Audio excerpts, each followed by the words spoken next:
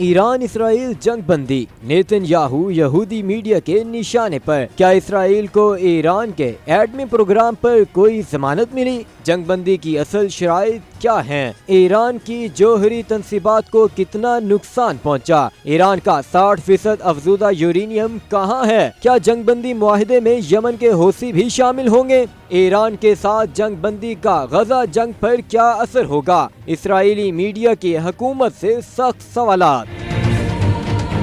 اسرائیلی media نے Trump کے اس اچانک اعلان کے بعد اپنی حکومت کے سامنے کچھ سخت سوالات رکھ دیے ہیں، جن کے جوابات نہ صرف اس جنگ بندی کی نوعیت بلکہ مستقبل میں خطے کی صورتحال پر بھی اثر انداز ہوں گے۔ اسرائیلی میڈیا کا کہنا ہے کہ ٹرمپ کے مطابق جنگ بندی کا مطلب یہ ہے کہ دونوں جانب سے فائرنگ بند اور جنگ ختم، مگر حقیقت یہ ہے کہ اس اعلان سے قبل امریکہ اور اسرائیل کے درمیان اعلیٰ سطح پر خفیہ بات چیت ہوئی اور ایران اور قطری حکومت کے درمیان بھی رابطے جاری تھے۔ جنگ بندی کے قائم رہنے یا نہ رہنے کا دار و مدار اس بات پر ہے کہ یہ جنگ بندی کن شرائط پر ہوئی ہے، اور یہ کہ امریکہ نے اسرائیل سے اور قطر سے ایران سے کیا وعدے کیے۔ اسرائیلی میڈیا نے سوالات اٹھائے ہیں کہ کیا اسرائیل کو ایران کے ایٹمی پروگرام کے حوالے سے کوئی امریکی ضمانت دی گئی ہے؟ کیا ایران نے اپنے ایٹمی پروگرام کے حوالے سے کوئی رعایتیں دی ہیں؟ کیا واضح طریقہ کار واضح کیا ہے کہ اگر جنگ بندی کے خلاف ورزی ہوئی تو اس کا رد عمل کیسے دیا جائے گا؟ اسرائیل نے 13 روز قبل یہ جنگ ایک بنیادی مقصد کے تحت شروع کی تھی، اور وہ تھا ایران کو ایٹمی ہتھیار بنانے سے روکنا۔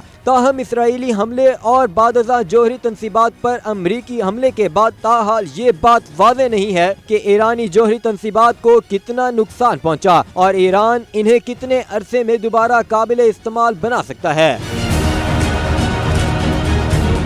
اسرائیلی میڈیا کے مطابق یہی وہ بنیادی سوال ہیں جس کا جواب جنگ بندی کے مستقبل اور جنگ میں اسرائیل کی کامیابی کا تعین کرنے کے لیے بہت ضروری ہے، لیکن اس بارے میں خود اسرائیلی حکومت کے پاس بھی کوئی وضاحت نہیں۔ امریکہ، اسرائیل اور ایران تینوں یہ کہہ چکے ہیں کہ امریکی حملے سے قبل ایران نے افزودہ یورینیم کا ذخیرہ جوہری تنصیبات سے ہٹا دیا تھا، لیکن یہ بات واضح نہیں ہے کہ ایران کتنا یورینیم بچانے میں کامیاب رہا۔ اسرائیلی میڈیا کا کہنا ہے کہ ایران اس افزودہ یورینیم کو جنگ میں اپنی کامیابی اور اسرائیل کی ناکامی کے طور پر پیش کرے گا، جو کہ اسرائیل کے لیے ہزیمت کا باعث بن سکتا ہے۔ اسرائیلی میڈیا نے اس بات کا خدشہ بھی ظاہر کیا کہ اسرائیل اپنے انٹیلیجنس وسائل کا استعمال کرتے ہوئے اس یورینیم کا پتہ لگانے اور اس پر قبضہ کرنے یا اسے تباہ کرنے کی کوشش کر سکتا ہے، جس سے ایک بار پھر جنگ کا خطرہ پیدا ہو سکتا ہے۔ اسرائیلی میڈیا نے تشویش ظاہر کی کہ اگرچہ یمن کے حوثیوں نے اسرائیل ایران جنگ کے دوران اسرائیل پر حملے نہیں کیے، لیکن ان کے بیلسٹک میزائل اسرائیل کو نشانہ بنانے کی صلاحیت رکھتے ہیں۔ ایران کے ساتھ جنگ بندی کے بعد یہ خطرہ پیدا ہو گیا کہ حوثی دوبارہ اسرائیل پر اپنے حملے شروع کر سکتے ہیں۔ اس وجہ سے یہ سوال اسرائیلی شہریوں کے لیے بہت اہم ہے، آیا اس جنگ بندی میں حوثی بھی شامل ہوں گے